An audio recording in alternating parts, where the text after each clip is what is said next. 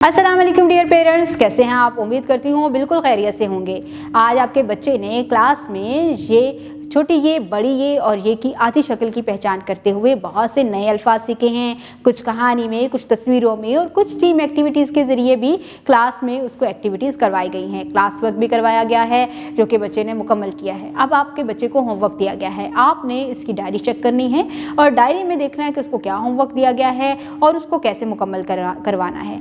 आप अपने बच्चे को अपनी अंडर ऑब्जर्वेशन वो होमवर्क मुकम्मल करवाएं। बच्चों से वो स्टोरी सुने जो कि बच्चे ने क्लास में सुनी थी। उसके बाद बच्चे ने जो एक्टिविटीज़ क्लास में की हैं उन सब की एक दफ़ा रिकॉल करवाएं और आपने बच्चे के साथ एक क्वालिटी टाइम स्पेंड करना है। घर में बहुत सी ऐसी चीज़ें हैं जिनके नाम ये से शुरू होते हैं, बच्चों को उनसे मुतारफ़ करवाएं, उनके नाम बताएं, बच्चे को एक एक्टिविटी करवाएं कि आप वो नामों को खुद से पहचानें और वो आपके साथ शेयर करें। उम्मीद करती हूँ आपने आज की इस वीडियो से बहुत कुछ सीखा होगा। मज़ीद सीखने और जानने के लिए हमारे साथ रहिएगा। मिलती है अगली वीडियो में, तब तक के लिए अल्लाह हाफिज़।